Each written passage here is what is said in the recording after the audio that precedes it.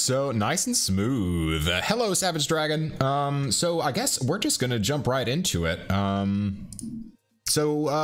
We had this idea to start doing Guild Heroes interviews because we do have quite a few members of the Guild Heroes, and we don't really have a good way of getting to know everyone.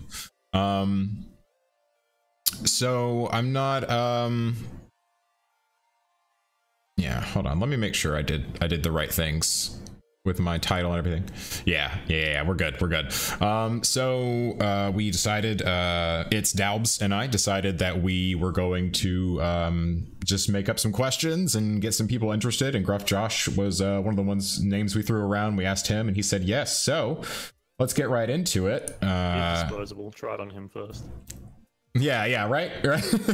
No, I think at the time you were the newest member, or like KJ Freshly was added maybe just shortly after you were. But first we're going to talk about gaming background. So a really simple question that I want to start out with, very easy, is what is your favorite game of all time? What is your favorite game? This sort of question's pretty hard for me because I don't like to stick myself in a corner too much, but probably the one that sticks out is Half-Life 2. Ooh, nice. I actually changed names on Twitch very shortly before joining the Guild Heroes. Some of these guys in chat will remember it, but it was inspired by the game. Oh, cool. I've played Half-Life 2. What part Gruff is that? I can't remember much of it. This was years ago. But where does the name come from? The name of the game or my name? No, the name your name. Where did you draw inspiration from the game for your Twitch name? Well, my name used to be Mesa Oz, and basically the setting of Half-Life 1 and some of Half-Life 2 is a science facility called Black Mesa. So I used the Mesa and oh, cool. Okay, interesting. But everyone, especially Americans, I don't know how, would mispronounce it as Mesa. Mesa, yeah. I would probably say like Misa or something like that. I don't know. So yeah. That's not why I changed name, but it's a little bit of why I changed name. Yeah, and I gotta say I love the Steve Irwin emo. Brilliant. Oh yeah. Big fan. The first emo, and I'm still rocking it. Nice. All right. So next question, to sort of tie into that, what's your least favorite game? Least favorite? Yeah. Oh boy.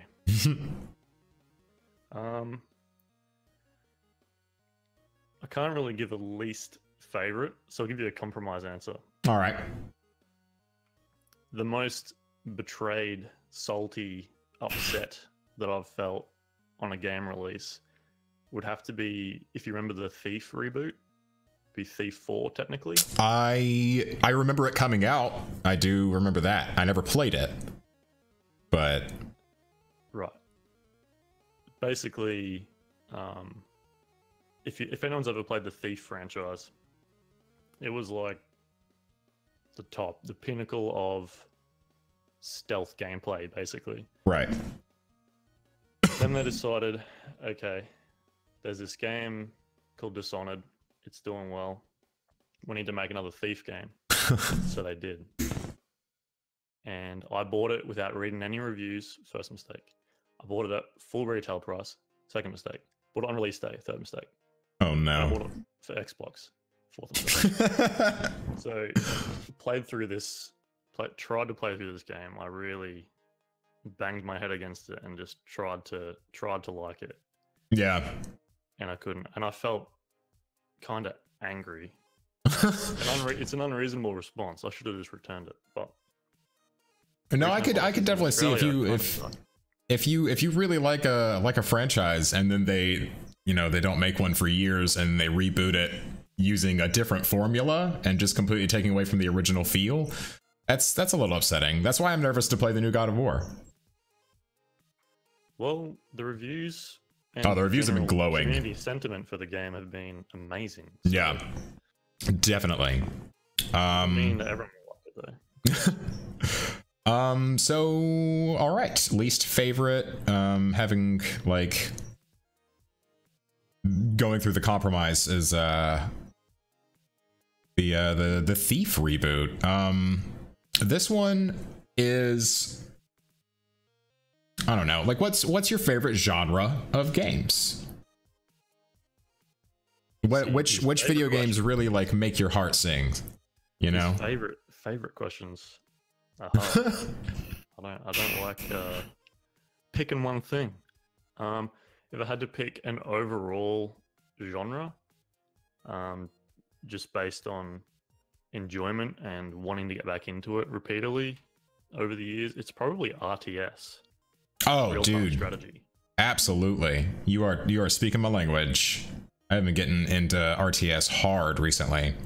Yeah, I haven't had a real good chance to sort of sit with that community recently, just because there's not really a whole lot of love for traditional style RTS anymore. So they don't really make them as much. Something along the lines of like StarCraft or Age of Empires or something doesn't tend to get made too much anymore. Yeah. Like the last one that really enveloped me, that I just got stuck into and was obsessed with, was Supreme Commander 2. Oh, interesting. There was a spiritual successor to that, Planetary Annihilation. Wasn't as good. Okay. I've never played that one. I'm unfamiliar, but there are a couple of new RTS games coming out that I have my eye on. One is Bannerman. It looks like it takes like classic AoE 2 and adds like destructible environments, as in like setting natural traps for people and things like that. It looks really cool. I almost backed it on Kickstarter, but I was poor. That's where I got Planetary Annihilation backing on Kickstarter back in the day. Oh, that yeah? sounds amazing, though, because Age of Empires 2 is one of my favorite RTSs. Absolutely. I love that game. And I'm super happy that it still has the following that it does, because there's still thousands of people that play and watch it. Oh yeah, all the time. The little remaster they released has been great. Yep, I enjoyed that. I played it a lot, but yeah. But yeah, all right. So RTS game favorite, coming back to it. It's becoming a hot one for you. RTS. I've got to say, I'm so happy to hear you say that. AoE 2 sub weekend. All right, moving right along. What's like a super memorable moment for you in gaming? It could be either like in a video game or because of a video game. I don't know. Like I just thought this was a kind of an interesting question. This is probably one of my oldest memories of gaming in general. But basically, there's a game called, I'm going to say it in my local speak, Sega Rally, and it was on the Sega Saturn, and I was one of the first CD-ROM game consoles. So me and my dad would play that all the time. And after years of us just playing the same game, I finally beat him in a race. Finally. And I just always remember that, just grinding away, just getting slowly, incrementally, slightly better every day for a year until I could eventually beat my dad at the game. And I was only a little kid, so that was significant. Wow, interesting. Okay. And then later he ripped the rug out of under me and told me that he let me win. Wow. That's a good lesson, I guess. I can that's cool. Another one there, actually. Yeah. It relates to something that's probably coming up soon, but there's a game called Titan Souls. Yeah. Not many people know about it, but the few who do know how brutal it is. Think old school top-down Zelda crossed with I'm already Dark hooked. Souls times 11. Oh, wait. What is this the indie game where you have like just the one arrow and you've got to run around and Yes. that so all the enemies are bosses. It's only boss fights. It's kind of like Shadow of the Colossus in that way. You only have one weapon and only one arrow for that weapon, and you have to keep reusing it. And yeah, I've seen you've got to sort of like recall it or go pick it up. I can't remember which one. I've seen some gameplay of it, and it looks absolutely ridiculous. So that game, so that game was just like a memorable game for you, or did you have a particular moment with that game? Grinding away at it until I beat it. Before that game, if I wasn't having fun immediately or wasn't engaged immediately in a game, I would just put it down and never play it again. Oh, really? I didn't really like overly difficult games all that much. I'm the same way. But when I played that game, something about it just flipped a switch and sort of ignited a love for challenging games. Oh, that's really cool. Where I started playing Dark Souls was off the back of that. Oh, really? That's okay. That's really cool then. So that one game sort of opened up a whole different sort of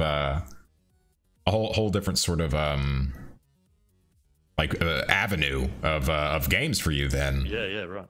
Nice. That's really cool. All right. So the next one is sort of along the same line. Yeah, these are all just sort of like what are your favorites and like that kind of stuff. What about your scariest moment? I know a lot of people have seen me get very very terrified at games. But the yeah, what's the scariest moment or just like the scariest game you've played that really like affected you? This is going to be a weird answer. Okay.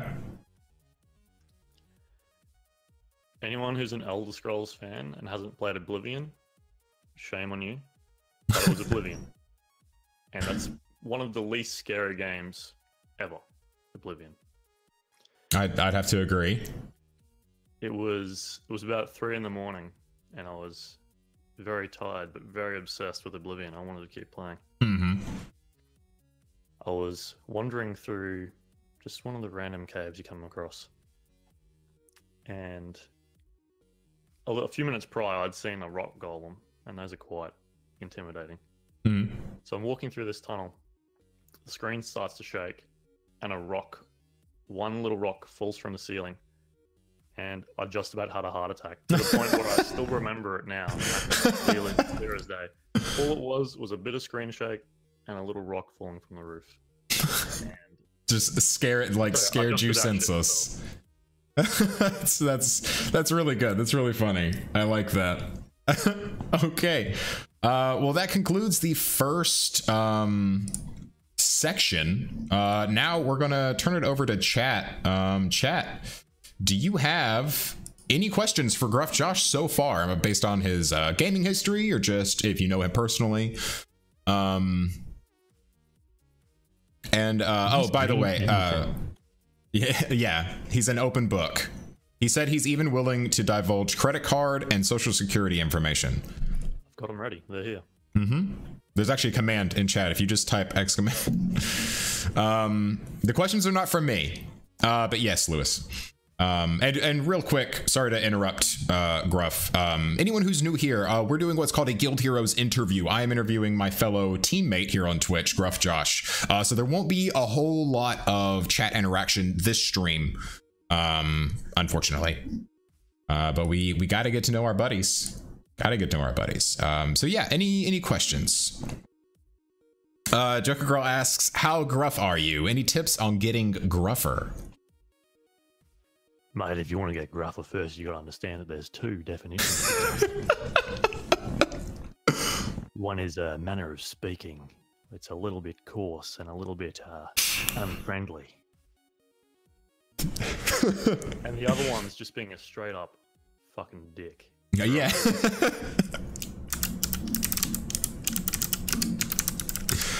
Sorry. Lewis was asking you if you like Scotland. So do you like Scotland just in general? You know what? I haven't been, but sure, love it. There you have it, right from the horse's mouth. Flame says, what has really driven you to continue streaming over the last year of your career, especially the transition from YouTube to Twitch? Well, Flame seems to have a cheat sheet. He's answering stuff next brief. So I used to be a YouTuber, quote unquote. I made, I guess, curated Let's Plays for about a year, and that's where I got all my equipment I used to stream. Oh wow, really? I made those videos for about a year, and I didn't get very far. I'll be honest. I mean, the YouTube game's hard. We've all been there. Yeah. So then, it's really not a glamorous answer, but I just wanted to start streaming. I didn't really watch Twitch. I didn't get it. I wasn't into it. Mm-hmm. I didn't know why you would want to watch something live when you could watch something edited with all the crap taken out. But I thought, I just want to give it a go. I want to give it a try. Why not? I still didn't, even till the day that I started, I didn't really watch Twitch at all. Really interesting. Well, we have a bunch of questions about your Twitch background coming up in the next section. Yeah. Do you want to leave them until then? Yeah. Well, we'll tackle them one. I mean, there's only like 3, so. But yeah, that's pretty cool. So you didn't really have much of an interest in Twitch until you decided to just give it a go. After YouTube. Yeah, I'm totally into it now. Nice, very cool. I'm not streaming. I'm probably watching a stream. Yeah. Cool. So Passive says, Passive Shift, what are your guilty pleasure games, if applicable? I'll just answer it anyway. Racing games. I don't play them really on stream. I don't talk about it a lot, but I love racing games. Nice, very cool. Especially if the game allows you to do nerdy suspension and engine tweaking. I love it. If that's so cool. Most out of it. If I play Forza Motorsport, I'll spend as much time tweaking the car as I do racing it on the track. I don't know. I just geek out on it, and I love it. That's really cool. Almost cathartic in a way of just like. Yeah. Nice. Just shave a tenth of a second off the lap just by making a small change. That's really cool. Savage Dragon asks, what is his first console that got him into gaming? So the first console you owned that like really ignited the gaming spark. It's a really good one. Probably the first console that I spent extensive time with would have been an original PAL SNES that I had. Oh, nice. Super Metroid and Mario All Stars was and Mortal Kombat 3. Don't tell Mum I had that game. That was all I did. That was a really destructive moment for my exercise. Yeah, I bet. But that was sort of, I was more casual then. I would sort of play it every couple of days, you know. Yeah. Really getting into it was probably not until the GameCube, maybe the original Xbox. Oh wow, okay. So I mean, not too recent, but you know, more recent than probably most, I would say, in chat. That's cool. The youngins on Twitch. Yeah, all these millennials, I'll say it. But yeah, all right. Does anyone else have any questions for Mr. GruffJosh? We'll hold out for just a little bit longer. Lewis wants to know how old you are. I am 26. 26 years old. All right, so let's Flame says tell us about your new bike. It has 2 wheels, 2 pedals, and it goes about 40 kilometers per hour if I pedal real hard. Apparently Lewis thought you were 35. Lewis, you hurt me. You pain me, sir. All right, let's move on to the next section of Twitch background. Get that out of here. Flame was asking about a motorbike. But okay. I was just giving him a little minute.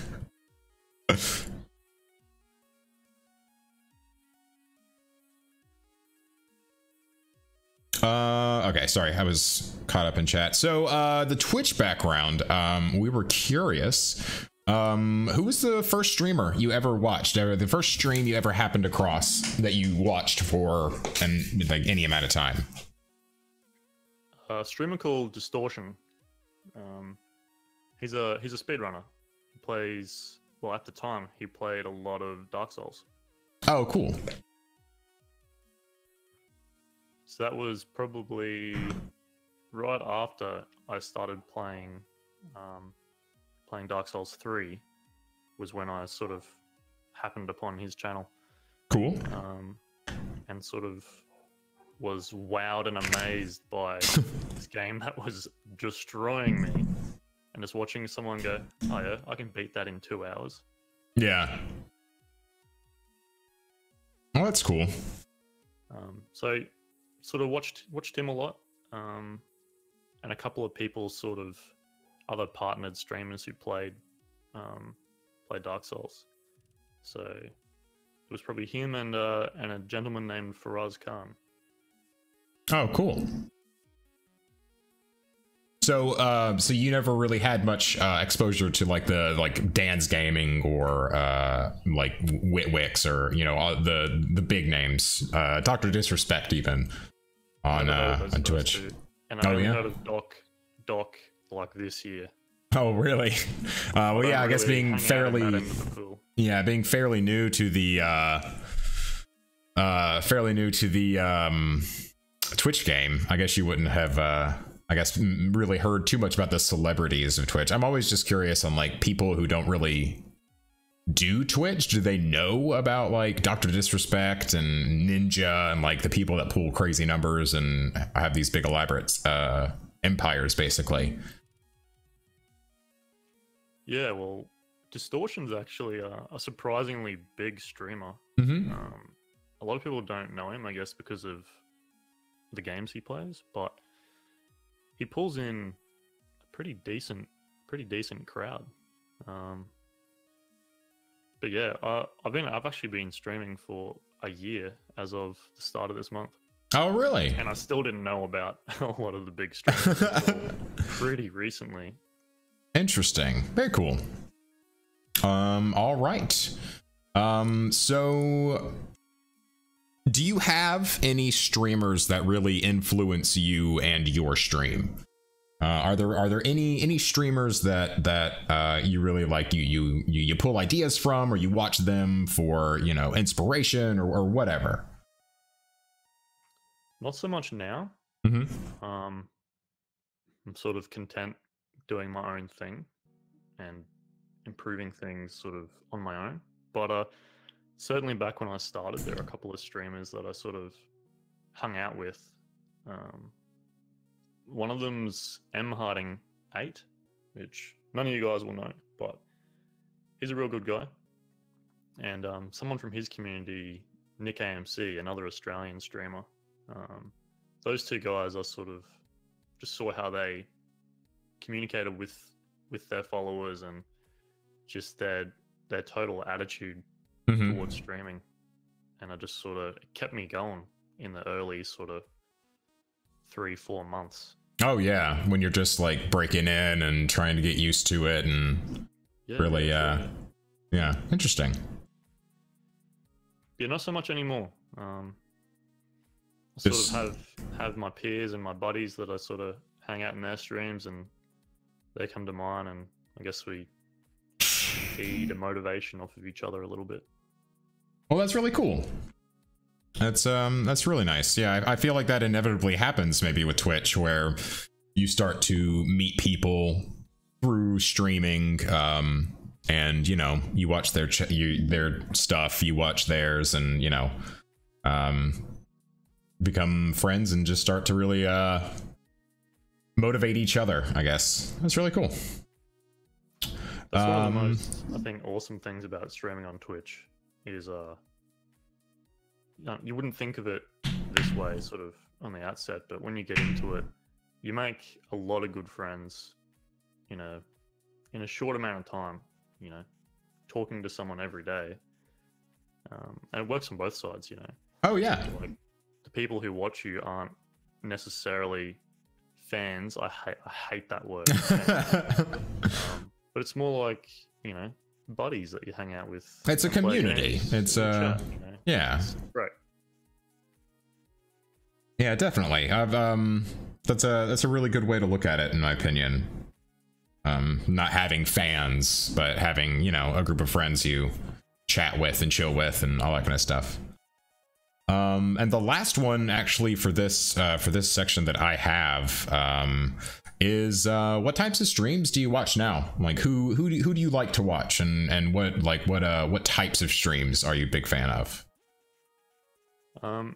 So a few months into me streaming, sort of when I wrapped up with Dark Souls and Bloodborne, great first games to stream, some of the hardest games on the planet. Yeah. I moved on. I sort of wanted to try streaming Mario Maker, and I didn't really watch anyone streaming that or playing that either. I just wanted to give it a go. And I met a lot of really good people in that community. They're who I still hang out with probably the most today. Awesome. Is the Mario Boys. It's a great place. It's a really welcoming community, and everyone there's super friendly. It's a good time. Excellent. Very cool. So that concludes the Twitch background. We're going to turn it back over to chat. If you have questions for GruffJosh, please pop them into chat now. Yeah, I guess I would just sort of go off script, so to speak, and do you ever watch? Do you like have any games that you really don't like to play, but you really like to watch streamed, or even just gameplay videos of? Not particularly. There's a couple of games that I sort of ruined for myself unintentionally by watching Let's Plays and streams of them, and then you sort of sit there and go, I could buy this and play it, but I already know everything that's going to happen. So then you don't get to enjoy it. Yeah. You know it all already. Yeah. There's no like exploration or discovery.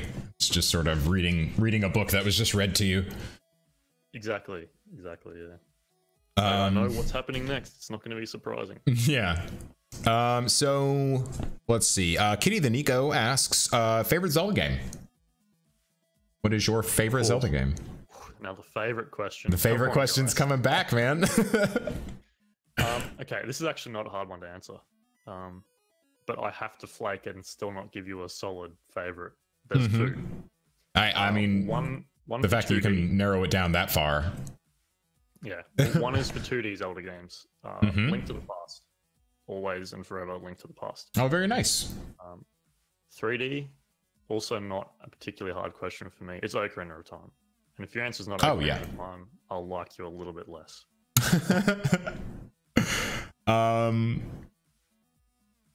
All right.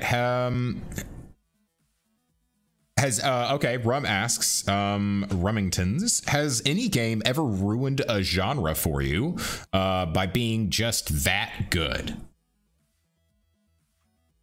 So you're asking a game so good that nothing else in like that no other game in that same genre came close. I think Dark Souls really dominates their little subsection of gaming. Dark fantasy RPG. Mm-hmm. They just do it so well, eerily well. Everyone who's tried has basically been laughed at, as sad as that is. Wow. Probably those guys. Everything that they've made, well, Dark Souls 2 may be accepted, but everything they've made has been really high quality, really well balanced and paced, and everyone who's tried to mimic them has done a poorer job. I hope that doesn't happen forever, because I would love to see more sort of top quality stuff coming out of the other studios, but they haven't figured it out yet. Okay, interesting. Flame is asking about a meetup, Brisbane meetup. Would you like to see more events like that in the future? And would you ever consider meeting people across the world if you were in their local or they were in yours? Now, I'm not sure what this question refers to, but... Okay, so a couple of weeks ago, my local Twitch community, Twitch Brisbane, met up at a local gaming and arcade bar, which is really cool, called Netherworld. Mm-hmm.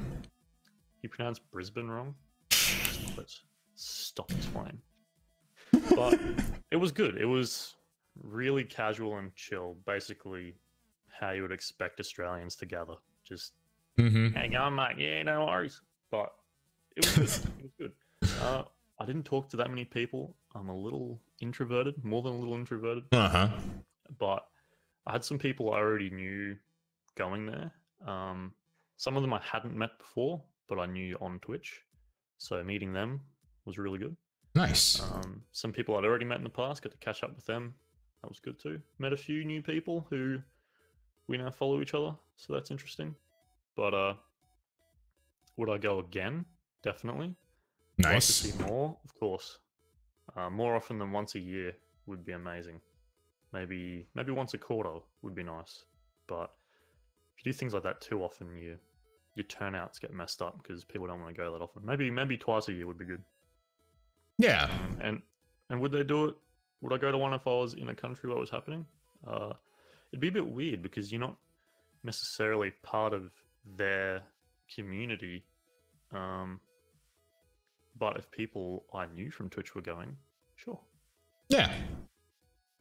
Very cool. Okay, Granix says, hey Granix, going back to the racing games genre, do you prefer sim racers like Forza or arcade racers like Burnout? I think you already sort of covered this because you said you really like the Forza customability, I guess. But yeah, I'll let you loose on that question. I was going to say I like that we're both just sitting here like twisting our beards, but the actual answer is Simcade is probably a good middle ground.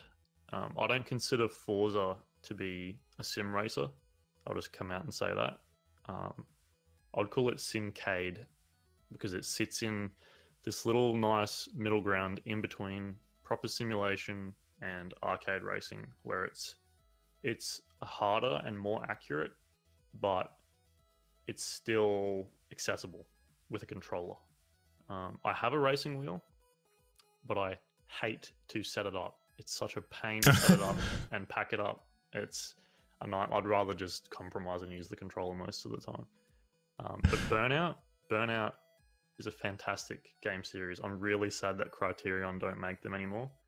I hope they make a Paradise 2, or I hope they make another of the older school ones where you could do like the Wreckfest and stuff.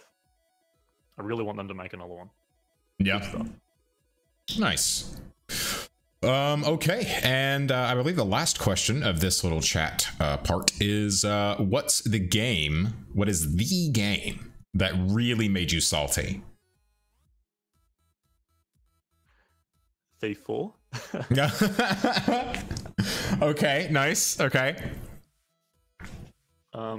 If you weren't here before, Savage, I think you were. Basically, this game set my expectations and my hopes really, really high. I bought it without looking into it at all. I just got it. Yep, thief. I'm getting it. Got it. It was, in my opinion, it was bad to the point where it upset me. And feeling upset about something like that, and knowing that you feel that way and that it's ridiculous, is a really conflicting and strange feeling. That game made me feel really uncomfortable. All right, so no one should ever buy Thief 4.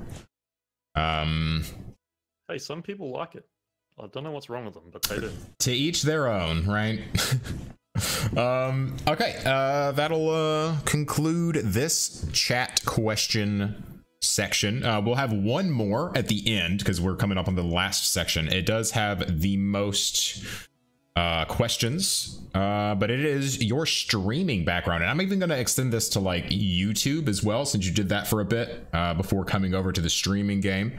So the first question is what made you decide to start streaming? What are your reasons behind streaming? And I'll go back further and say, like, what made you decide to start doing YouTube videos? Okay. Going in order of real events, I guess I'll start with YouTube. I don't have a specific trigger. At the time, I watched a lot of Let's Plays. A lot. And I mean a lot. like a lot. I had so many that I love using the YouTube watch later feature. Yeah. I'll skim through videos, add to watch later, just a bunch of them. It was at a point where I could not keep up. That's how many I was watching. Oh man. My watch later list ended up at one point being 200 videos long. Good grief. These were all videos of people I was subscribed to. These weren't just random videos. Oh my god. That's so many the subscriptions too. Yeah. Oof. I think I have like 6. It was a chaotic list. So I would just spend most of my free time watching those. And that sounds really sad, and it is. Don't do that. Do something fulfilling with your life. But something about it just spurred me on to give it a go. I'm always keen to give stuff a go, you know, to see if I like it. If I don't, I liked it enough that I did it for a considerable amount of time. Nice. Okay. The very first game I did on YouTube was what's it called now? It's an indie game. God, I don't remember.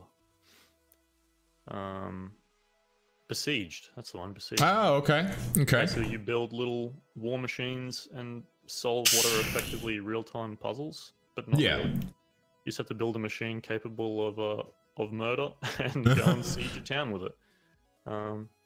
It sounds horrifying, but it's a really charming little game. Excellent. Played that a lot, and a whole lot of Polybridge. Probably my 2 most successful video series. What was that? What was that other game? Polybridge. Oh, okay, cool. All right. Well, okay, so you didn't really have like a specific reason for starting on YouTube. Just watching so many videos that, oh, I can do that, and setting everything up. How long of a process did it take until you were like comfortable with your video production quality, I guess? Yeah, that's a good question. That, you know, I've even gone back. I go back occasionally and just have a look at those first sort of couple of videos. Well, I remember the feeling I had when I was making these. No confidence, nervous, you know, don't know what to say, don't know what to do, don't know how to fill the time. Yeah. But it took a really long time. You know, I was saying before, I'm pretty introverted. It took me a long time to get to a point where, you know, I can just stream consciousness. I can just talk. Yeah. Oh, absolutely. Now I think, but back then it was hard. Like, to edit a video, I would have to record over an hour of footage to make a 10-minute video. That's how much I would have to trim out. But it was really good learning that way, because by the end of it, when I finally came to streaming straight out of the gates, I sort of was already comfortable with it. Well, that's an advantage that most don't have when they first start streaming, is already having that stream of consciousness arsenal to be able to just fill the void with whatever chatter you deem appropriate. That's a really good skill set to go into Twitch with. And yeah, that's something, because I've never, like, I've uploaded streams to YouTube. I've never like tried to YouTube strictly YouTube before, so I guess I never realized like the process that it would take to make a video from beginning to end, of idea conception and actually recording and editing. I wouldn't even know where to begin. Yeah, it's a lot of work for like a 15-20 minute video. Oh yeah, people definitely don't appreciate it as much as they probably should. Yeah, you just play a game in front of a camera and put it on here. You make thousands off us, but it's so much more involved. They spend all of their time, if someone is a full-time YouTuber or full-time streamer, trust me, they spend all of their free time on that. Think of you going to whatever your job is now. Think of you going and doing that for 12 hours a day, 15 hours a day, and getting rather little appreciation for that. Yeah. People just throwing at you that you don't work hard. Yeah. So, I'm not on that level, of course, but knowing how the inside of the game works, you can appreciate the bigger guys a lot more. They don't do nothing for the money. Oh yeah. Well, cool. All right.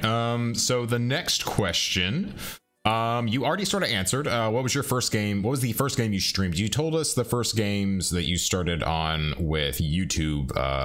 Those were Besieged and Polybridge, right? What was the first game you decided to stream? What was your debut game? The game that started me into streaming was Dark Souls 3. Okay.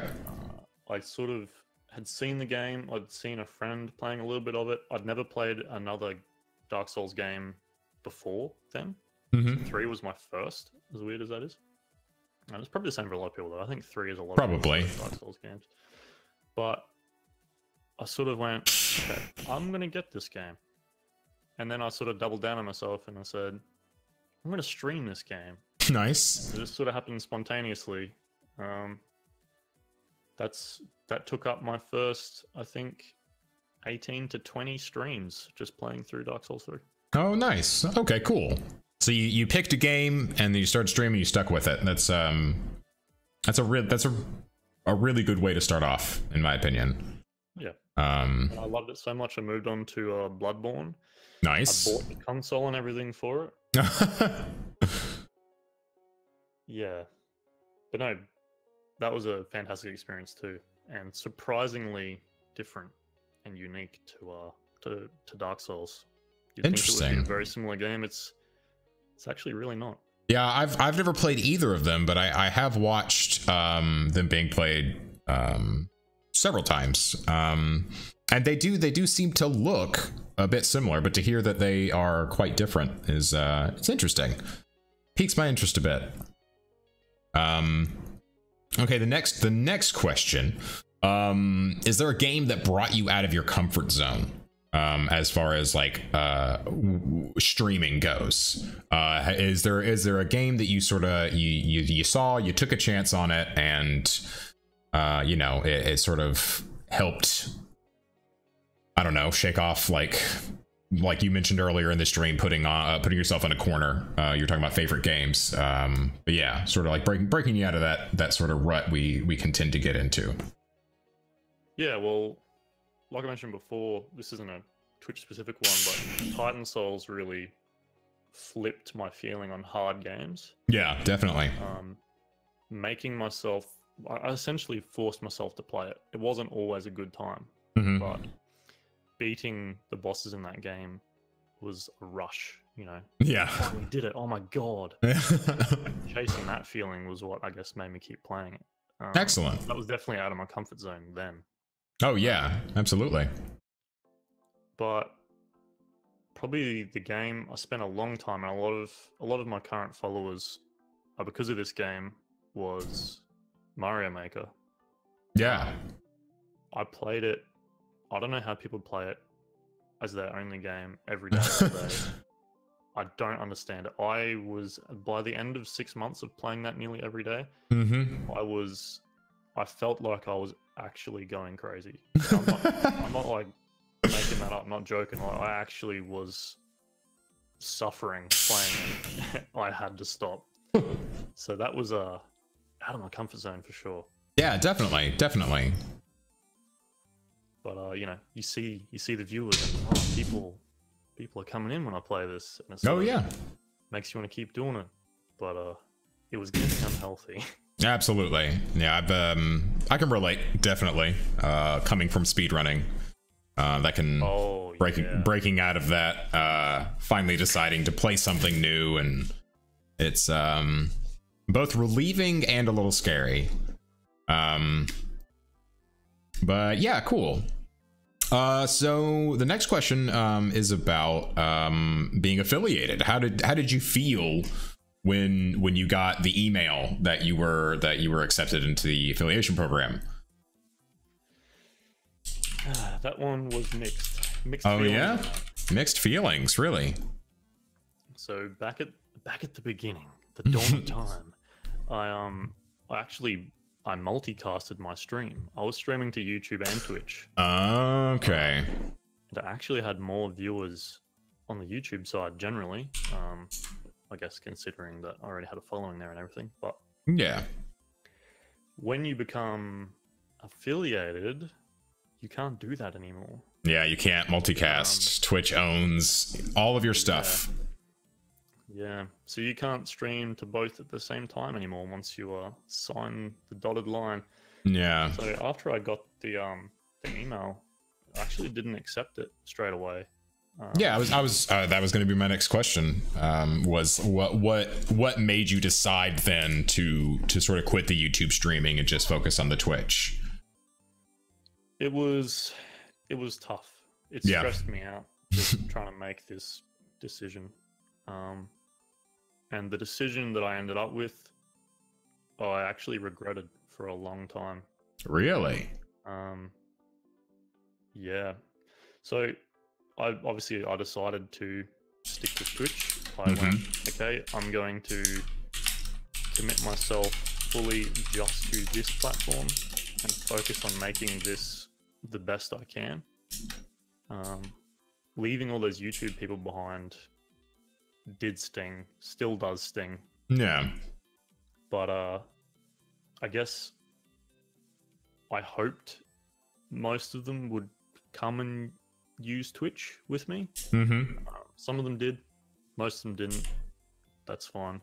Yeah, it's hard to tell people to use another platform, or it's hard for people themselves to just switch to a different platform. Yeah, for sure. Yeah. Okay, so mixed feelings on being affiliated with Twitch, but I mean, have you, like, I don't want to get into like dollars and cents wise, but have you seen like a better payoff for you as a, I mean, I guess an entertainer, as a person in behind the camera, you know, in front of the camera, or rather? I definitely,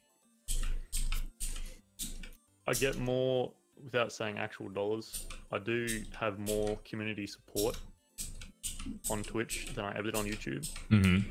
If I'd stuck with YouTube, you know, just on a money sense, YouTube don't pay low-end creators anymore. They just stopped doing it. Nobody knows that. They quit. Anyone who's, I think, less than 1,000 subs and less than some arbitrary number of watch time a month, they don't get any AdSense anymore.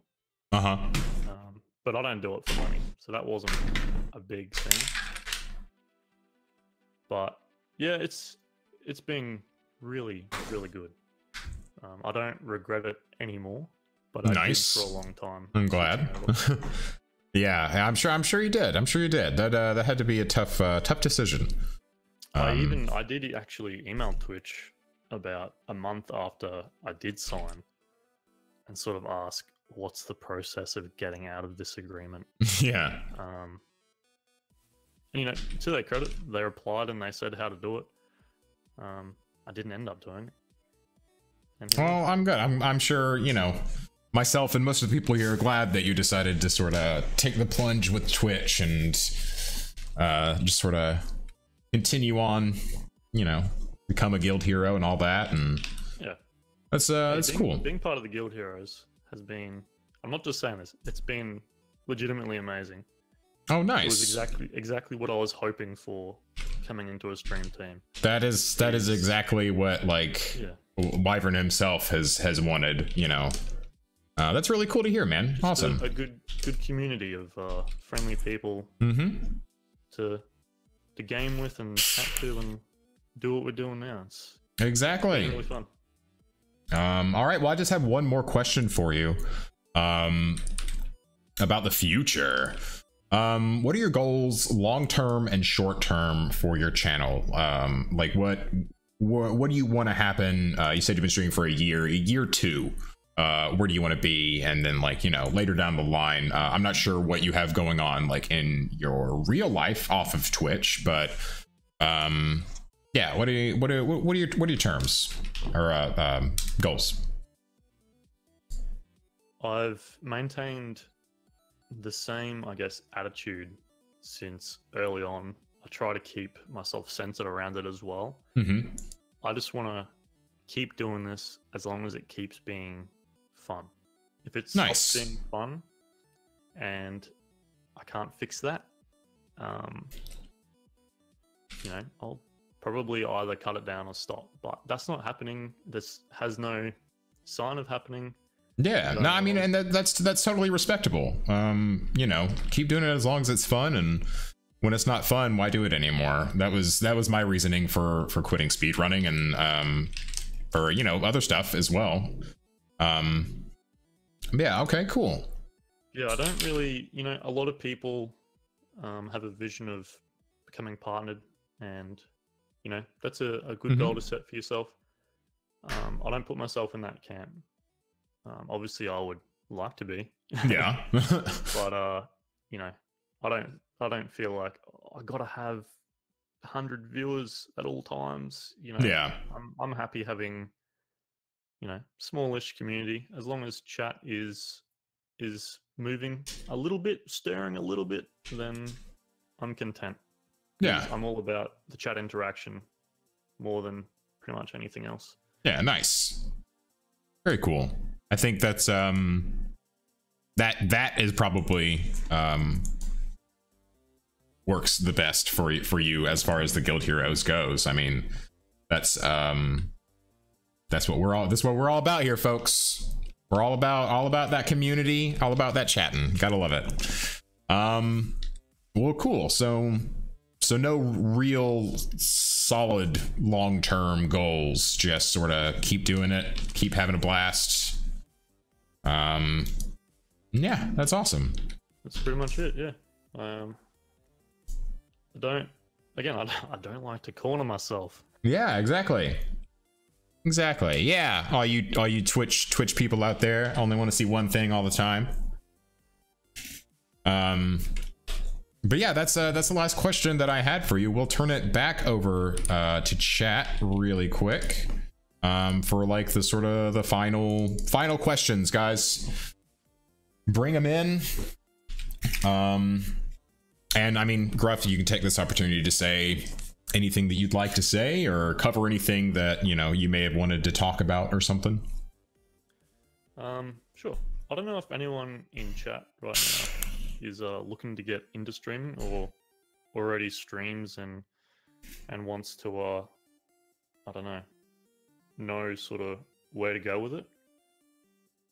But I would strongly encourage, and this is something that Twitch would hate me to say, I would strongly encourage any new streamer, if you're not affiliated yet, it's exciting and it's great It's a great thing to get, but maybe just don't all eggs in one basket too early on. Try and diversify a little. Use a multi-streaming service. They're very useful. You've got a much better chance if you can hit a wider audience. So that's true. Unless you have a particular reason to only stream to one, or even if it's just what you want to do, that's fine. But at least consider multi-streaming. It makes logistical sense. That's true. That's true. All right, Kitty the Nico said favorite culture. I'm not sure exactly what he's referring to, but I guess I'll just let you take that any way you want. Yeast. Okay. Excellent. Moving on. Probably my own, honestly. I like where I live. I don't. Gruff is just so nice one, Flame. I like where I live. I'm very comfortable and content here. I like the people here. I can't see myself really living anywhere else. I like everything about this country and how the people are here. So excellent. That'll be my answer, Kitty. I like my own people. And Kitty and Nico had a second question. What is your favorite anime series / movie if you are into anime?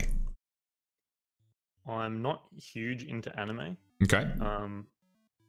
But there are a few shows in there that I sort of am really into. This has, I don't know, how much time do you have? Oh, I'm gonna keep streaming after this, so I'm on no clock. Okay, cool. I had a long-standing digging my heels into the ground sort of situation with anime where I would only watch dubs. I prefer to watch things in my own native language that I can understand with my own human ear holes. And I stuck with that for a long time. One anime forced me to not do it anymore. And that's Dragon Ball Super. Nice. So with Dragon Ball Super, the original intended version, the Japanese version, had already been airing, I think, for a little over a full year before the first dub came out. I waited like a madman. I waited. Yeah. I waited. Finally got to the show. Okay, this is pretty good. It's pretty good. Watched it week to week, all the way up to about episode 50. I'd already seen spoilers a year ahead of time, which was rather upsetting. Yeah. But, I knew plot points a year ahead, which was, oh my god, no. When I caught up to everything that was out on English, I was watching it week to week. I got up to about episode 50-ish. And that's when the Japanese version was up to episode 100 and something. I was like, oh my god, I can't wait week to week. I'm seeing more and more spoilers. I said, screw it.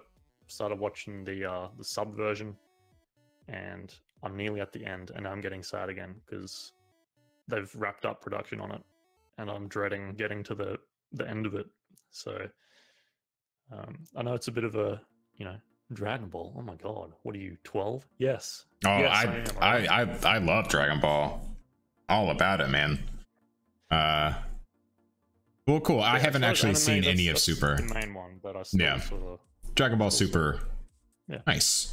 Well, there you go, Kitty the Nico. And Flame is asking about upgrades on like physical upgrades, tech upgrades to your stream. Do you have any of those planned for the future? I need a new camera. Your new camera? Doesn't look too bad like this, but I normally have it cropped in pretty tight, sort of on my shoulders.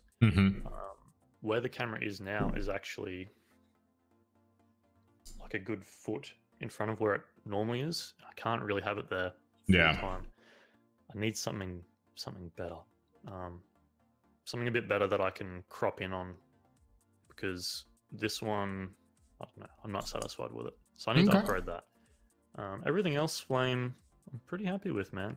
Got my little cheapo J-Rig green screen. I've got a half decent mic. I'll probably use it until it dies. The only other things, I think, a new monitor, but that doesn't affect stream. Not really. No, I think I'm good there, man. No right. Immediate plans. That was Flame's final question. Possibly a camera upgrade coming in the future, but as far as everything else goes, pretty satisfied. Justin RC16 asks, why do you hate Skrillex? Skrillex and I met once, and I asked him a question about what beer he likes. He gave me a bad answer. There you have it, Justin. He met Skrillex, and Skrillex likes Bud Light. Okay, moving on. Elwood Blackmore says, are you afraid of spiders? Not really. If you were overly scared of spiders, you'd have a bad time in Australia. I'll tell you that now. Yeah, this sort of ties into the next question of what's the deadliest encounter you've had with the local fauna? Deadliest? Good question. Scanning back through my memories. Nothing of note. I guess there's just too many. Coming across a snake in real life is always a pretty freaky experience. I don't know how many of you guys have come across snakes that often, but they're pretty common here. I'm not going to say common like you see them every day, but you know, you see them enough. Common enough. I think, I don't remember the exact figure, but I think out of the top 15 most deadly snakes in the world, I think we have 14 of them here. Wow. 14. Yeah, something like that. It's something close to that. Actually, I just remembered. Oh, there we go. Here we go. Light bulb. It wasn't necessarily a deadly encounter, but it was a horrifying encounter. I was in my car, and this is the worst place for this to happen. I was in my car, going down the highway. It's going, you know, going quite fast. Mm-hmm. Not being naughty. I was doing the speed limit. But I saw something in the corner of my eye. It was dark, by the way. This was about 11 p.m. I saw something in the corner of my eye. This isn't really relevant, but I was on the right-hand side of the car because that's where we drive from here. So all the way on the left side of my vision, I see something moving over in the distance. I'm like, what is that? I look over. There's a giant spider. I'm talking giant spider in my car. Oh, God. Nope. He's just sitting there. I'm like, okay, I'm a little nervous now. So then, of course, the only thing that could happen is he starts coming across the dashboard over to me. Naturally. Doing 100, well, I get 60 for you guys. Doing our normal motorway speed. And he's coming for me. He's making his way downtown. He's walking fast. He's coming for me. Yeah. So I'm sitting there, white knuckle on the steering wheel. Oh my God. I'm not afraid of spiders generally, as we came to before, but when you're in a tight space where you can't move and there's one coming for you, oh my God. It keeps coming over. It's coming all the way across. It makes it to right in front of me. It is right in front of me. Little beady eyes looking at me. You know the pillar in the car? How it comes up sort of above your head from the front of the car? Curves over yeah. In a sedan, okay. Anyway. Not like a Jeep or anything, but... So the spider then gets on this pillar and starts crawling towards my head.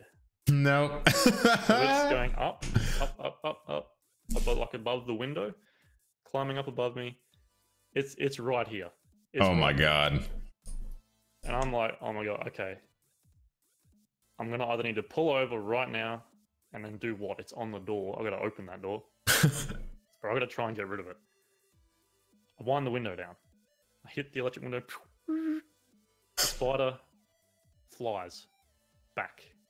Instead of out the window, it flies into the back seat. Oh my god.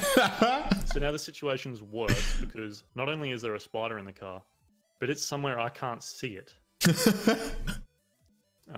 That's the only thing worse, is when you can't see it. Oh yeah. I pull over. As soon as there was a spot, I pulled over on the side of the highway, got out, and start looking for this thing. I opened the back door of the car. Apparently, that's where it was already. Straight away, I found it straight away. Open the back door of the car. It drops at my feet. It's sitting now in front of me at my feet. Adrenaline was going, you know. I did something I don't like to do. I don't normally do. And I squashed it. Oh, goodness. Big old spider. I hate that. I don't normally do that. I hate killing stuff. Even if it's a nasty spider, I'd prefer to catch and release. But adrenaline was pumping. Let's just say. Oh yeah, freaky as hell. So like, I gotta ask, how big was the puddle of spider when you removed your foot? It wasn't a juicy one. It wasn't a juicy one. Yeah, okay, it wasn't a juicy one then. I know that was the burning question in everyone's mind. It's a huntsman spider. If you Google that, you'll see they're pretty big. Is that's like the spiders that are like that big, right? They're massive spiders. You always see the videos of them in like Australia or something. Yeah, they're big. They're not like tarantula big, but they're close. Their leg span is big. Yeah, what you just did on camera is pretty close. So just about face size. Okay, that's terrifying. Yeah. Well, okay. Moving on to the next question. If you had 1,000,000 bits, what would you do? I would make another account. I would get some different glasses and a haircut, and I'd be like, "Hey guys, I'm a new streamer here on Twitch. I just got affiliated. GruffJosh, 1,000,000 bits. Thank you so much." Oh man. Okay, that would be pretty. I would love to see that. That would be awesome. Okay. Mr. Cookie asks, what's your favorite franchise? Wow, another favorite question. Another favorite question. There've been a lot of them. Can you be more specific? Are we talking about gaming? I would figure fast like food. Are we talking about cinema? let's keep it to like gaming, I guess. God damn it, with your favorites. Or just one that like strikes you right now that you can think of like one that you just really enjoy the whole start to finish. You think it's a pretty solid play. Oh, start to finish. That's even harder. I really liked the Forza Motorsport series. Mm-hmm. Up until the current generation of consoles, they lost their way a little bit. Yeah. Forza Motorsport 1 till 4 were complete experiences. They were sort of done. If you wanted a bit of DLC, they added car packs later on. They certainly weren't necessary. They've switched their model to what looks like a free-to-play model. So when I think of free-to-play, maybe freemium, if you've heard that term. Oh yeah. So free game, they make money off the game by selling you things. You don't have to get them. You don't need them. Right. But there's a trend lately where that mechanic has spilled into AAA games, which is really horrible. Uh-huh. So we're seeing that sort of, hey, pay for these shortcuts is now happening sort of in full price games. Forza started doing that. And oh yeah. I've now stopped supporting their main franchise because of that. Yeah, but Forza Horizon series going strong. Nice. But I guess my actual answer, I'm gonna change it. Okay. FromSoft's Souls-like series got to be my favorite right now. I'm chomping at the bit for the Dark Souls 1 remaster to come out. Oh, really? I never played the first game, and once this was announced, I decided I'll wait till this comes out till I play. I was the same way. I was gonna try and play the franchise, and then I heard about that, and I was like, why buy it now? I'll just buy it remastered. By the way, if you own the original, you get the remaster for half price. Oh wow. Did not know that. All right, moving on. Justin RC has a couple of more questions, I see. What's the craziest video you've ever seen? I can't share that. Okay. What's a The internet's a dark place. The internet is a dark place. Stay safe, everyone. Next question. What's a common experience for many people that you've never experienced? I'm sure that this should be right at the tip of your tongue. Oh yeah, I've got my answer ready. All right. I don't have one. Okay. I'll think of something in the next little bit. All right. So the next from Kitty the Nico again. Do you go swimming in the ocean? And if so, how can you swim with that many things that kill or maim or poison you? He said it's always been a question he's had with Aussies. So I guess sort of like Rum's question earlier, but specifically the ocean. Like, do you go? I'm terrible with geography, so I don't know where exactly you are in Australia. But do you ever like go to the beach and go swimming and, you know, have a blast? I don't really anymore. Mm-hmm. Used to go a lot with family. Yeah. But sort of now that it's just me and my partner live together, not with my parents, don't really go out there a whole lot. We're actually pretty close to the coast. Most Australians live near the coast. Oh, we really? don't really do anything inland. Our country is the size of continental USA, just about. Oh, cool. So, think of USA, East Coast to West Coast. That's pretty much how big Australia is, East Coast. Oh, wow. Okay. The difference is we only have 23 million people here. You probably have a state with that many people in it. But so we all live basically around the edge. Hey, I didn't know that before. That's really interesting. Most of us are close to the beach. Well, that's cool. But yeah, as far as swimming, the animals aren't the most dangerous thing in the water. What is it? The real most dangerous thing, and the thing that gets a lot of tourists in trouble and often, unfortunately, killed, are rip currents. Oh. So in Australia, on most of our popular beaches, if you just go out swimming, if you don't pay attention, you can and will probably be sucked out into the ocean by a strong current. Right. They're not like out in the deep water, they're right near the beach. Interesting. And what normally happens is people will try to swim against them because they see the shoreline, they see people, they want to swim that way. Mm-hmm. Bit of a PSA, don't do that. Swim left or right. Get yourself out of the current before swimming back. Oh, interesting. It's a significant problem when tourists come here. We have a whole system where lifeguards assess the rip currents at that time, and they set up flags.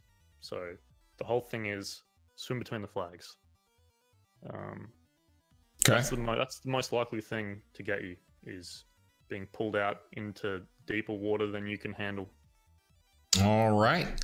We also have box jellyfish. Oh, yeah, I heard about those. They'll kill you. Yep. And we have great white sharks. They'll kill you. But no, the water's more dangerous than the animals for sure. Yeah. That's crazy. So Justin RC has another question. I think we're only going to take the next two questions. I mean, I guess you could answer the last one, but yeah, we'll cut off the question submission at this point. What was your most embarrassing moment in your life?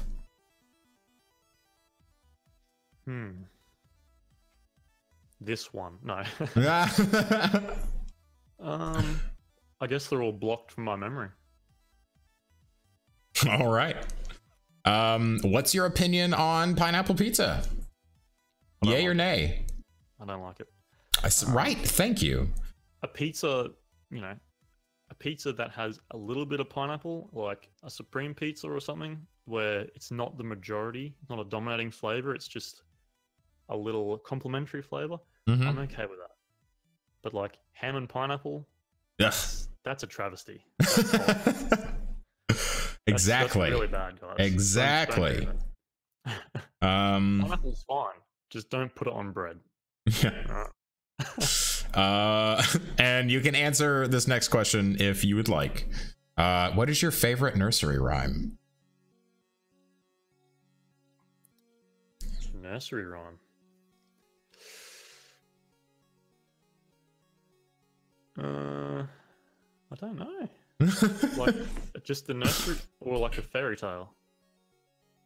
I have no idea. But all right. Justin, I don't really know. What was his question from before?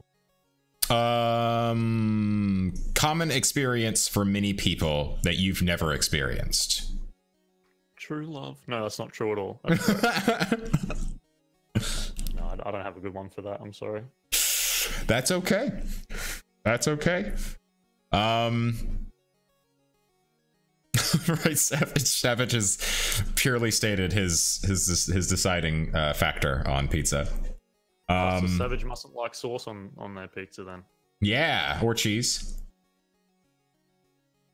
Just meat and bread. Actually, that doesn't sound bad. Tomato or barbecue, they're both made with vegetables. Well, all right. I think that will conclude the first Guild Heroes interview. GruffJosh, thank you so much for waking up so early on a weekday, no less, to hang out. Thank you. It was good fun. Absolutely. So if you guys would like to check out GruffJosh and some of what he